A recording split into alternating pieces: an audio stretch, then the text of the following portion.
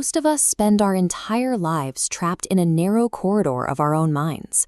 We bounce between looping, anxious thoughts, emotionally reactive triggers, and a rigid set of belief systems we inherited without question. This constant mental churn is just noise.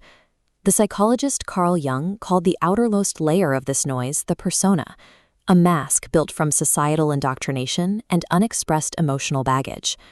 Over time, the static from this mask grows so loud it completely drowns out our authentic self. This diagram represents what is happening underneath that noise. Deep down in the subconscious, our intuition produces a clean, pure signal. It starts as a quiet impulse, moving steadily upward toward our waking awareness, much like a bubble rising from the dark depths of the ocean. But right before that bubble reaches the surface, it hits a gatekeeper, our ego. It immediately scrambles the impulse, overriding the quiet intuition with a barrage of words, anxieties, and rules. Before we even realize what's happening, we identify with the anxious chatter instead of the original knowing.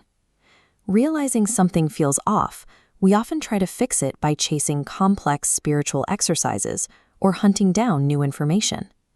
We consume books, engage in rigid practices, and external data, thinking we're doing the work.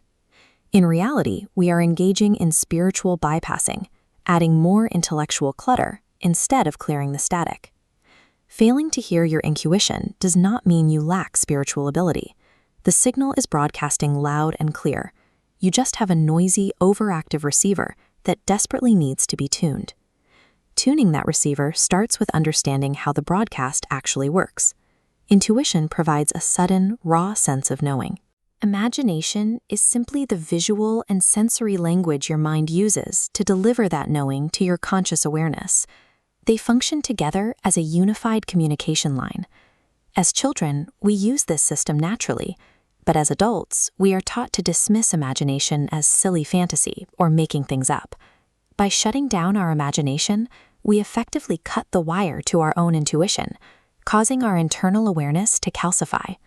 Many people attempt to bypass this blockage by focusing solely on forcing open their higher intuition, their third eye. However, our internal systems are interlocked. When we suppress emotions, we create physical rigidity in the body's tissues, causing a structural disharmony that directly impacts our hormonal glands. This makes the heart center a necessary bridge. So this is the first interaction that I have with an AI assistant to help put my information into some sort of coherent whole that can be expressed. But the AI hasn't quite got the hang of the fact that we're not mere machines. We're more than that, although we may as well be like my AI assistant. Because there is a soul that integrates with us. And the primary gateway is the heart. So the heart isn't just a mechanical bridge in the ascension of the energies through the body, although it is that. It is also the direct gateway from the soul to the machine. Quite apart from the third eye, the imagination, that is a secondary gateway. But without the heart, there is nothing. If the area around the heart is constricted by unaddressed emotional tension, that distortion ripples through the entire glandular system, including the pineal gland. You cannot tune a receiver that is being physically pinched by its own defensive armor. To receive a pure signal, we have to stop trying to think our way out of the problem. We have to actively bypass the mind's chatter and deliberately route our attention downward, deep into the physical tissues of the body and the heart. We can do this through specific mechanical protocols. The first is somatic grounding. It is the simple practice of forcing your attention away from your spinning thoughts and pushing it all the way down into your physical extremities, like the centers of your fate, and into the deep muscle of your diaphragm. By anchoring your awareness in the sheer physical sensation of breathing and standing, you starve the ego's mental loop of energy. It immediately breaks the cycle and begins to quiet the receiver. The second tool is kinesiology, commonly known as muscle testing. This is a direct method for extracting raw truth from the subconscious. The concept relies on the body's nervous system. The physical body will display involuntary muscular responses, showing subtle strength or weakness based on internal congruence. Because this reflex bypasses the conscious mind entirely, it strips away the ego's biases to reveal what the body actually knows to be true. So in fairness, the AI assistant is doing really well, but not quite. Although kinesiology is how I became aware of something greater than me or my client was involved in the interaction, and kinesiology can be used to elicit information from the unconscious. That is not what I suggest. The second protocol, I would call it reverie, daydreaming, trance state, whereby you look at the clouds, you listen to the sound of the river flowing down, you lie down somewhere, you stare at the flames of a fire, somewhere where you can just allow yourself to open up and allow your imagination to come through. And what will come through is whatever is on the surface of the unconscious.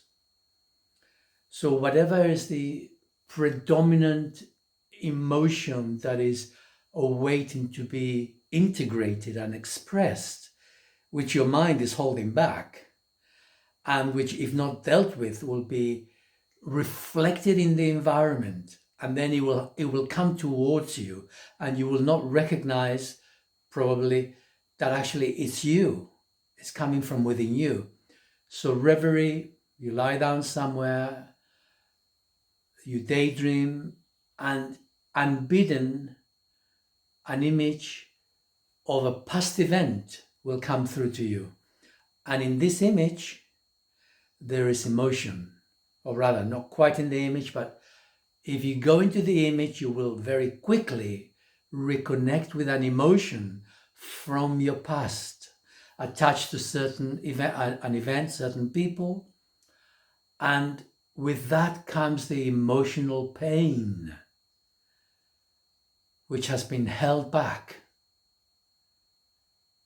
And then that becomes your opportunity to integrate that unexpressed emotion, to experience the intensity of that pain.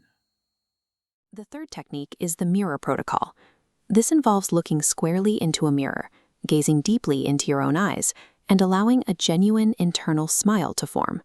As you do this, you quietly observe the fractured, defensive parts of your ego staring back at you.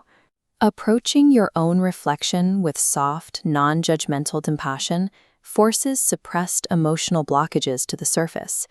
Processing these feelings directly clears out the dense static clogging the heart's bandwidth. Finally, we have to distinguish between two highly specific mental states: visualization and imagination. Visualization is the deliberate, constructed skeleton. It is an active focus that creates a quiet mental space.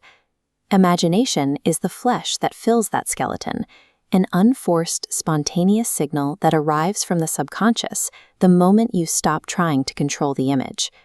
Notice what these four protocols share. None of them involve acquiring new theories or philosophical data. They are strictly mechanical tools to turn down the volume on the ego so your native signal can finally be heard. When that volume drops, you enter the witness state.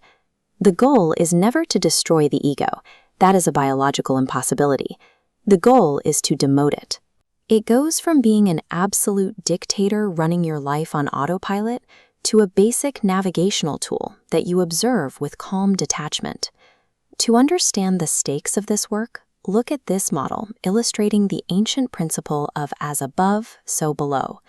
It shows a direct relationship between our internal state and our external environment. Right now, the tangled nodes on the left represent a mind full of chaotic noise, and the right side shows a disorganized, reactive physical reality reflecting it. Watch what happens when the internal signal is cleared and the heart opens.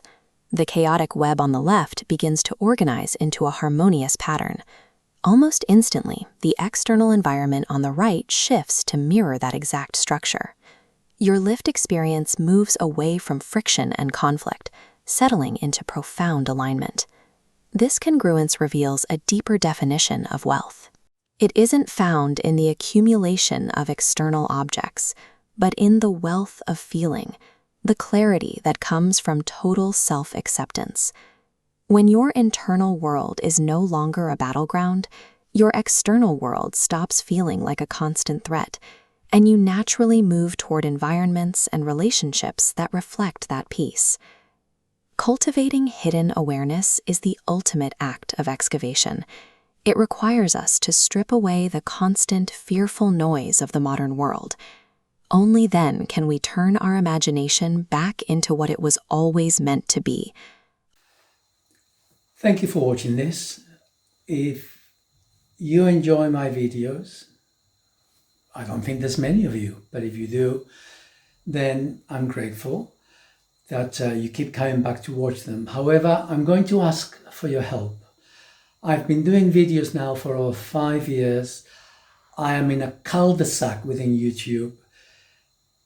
Essentially, nobody clicks a like, hardly nobody comments, and the algorithm dismisses my videos purely because there appears to be no interaction. And I need YouTube to expose my videos far and wide. And it will not do this unless those of you who listen to my videos and say, actually, this is worth listening to, there's good information here. If you feel that, then help me to help you and others so that I can continue. I mean, I've been doing this for 5 years, so that I can continue to do this with a sense of purpose, that I'm not just talking to myself. Give a like, make comments, engage, interact. Allow me to interact with you, ask questions, make statements. I will respond. This is how I get my message to move beyond this little cul-de-sac which I'm in YouTube. So please, leave a comment, click a like. Thank you.